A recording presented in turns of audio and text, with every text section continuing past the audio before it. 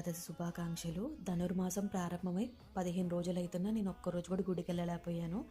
కానీ రేపు వెళ్దాం అనుకున్నాను. నేను నైట్ డెఫినెట్లీ నేను లేవను ఈ పంటి నొప్పి వల్ల అని మా సార్ కూడా అన్నారు. నేను అది అనుకున్నాను మనసులో. కానీ ఆ నారాయణుడి దయ నా పైన ఉన్నట్టుంది. పొద్దున్నే 5 o'clock అలారం మోగానే ఆఫ్ చేయకుండా అలానే లేచి వెంటనే బయలుదేరి గుడికైతే వెళ్ళాము. పొద్దున్న లేవగానే అల్లా ఒక పక్కన ఇంకో పక్కన ఈ గోవింద నామాలు వింటూ అలా ఈ చల్లో వణుక్కుంటూ నొప్పితోనే వెళ్ళాను. కాకపోతే దర్శనం మాత్రం చాలా బాగా జరిగింది. అన్నిటికంటే మెయిన్ చాలా డేస్ తర్వాత గుడికి వెళ్ళటం వల్ల మనస్ఫూర్తిగా ప్రశాంతంగా దండం పెట్టుకున్నాను. పూజ అనంతరం తీర్థప్రసాదాలు ఇచ్చారు. తీర్థప్రసాదం తీసుకున్న తర్వాత దారిలో ఇంటికి వస్తున్నప్పుడు హనుమంతుల వార్లు ఎదురయ్యారు. వాటిని చూడగానే మనసుకు మంచిగా అనిపించింది. కొంచెం భయం కూడా వేసింది. ఎందుకంటే చేతిలో ప్రసాదం ఉంది కాబట్టి పిల్లల కోసం ఇంటికి తీసుకొని వచ్చాను. నేను తినకూడదు కాబట్టి. ఓం నమో నారాయణాయ.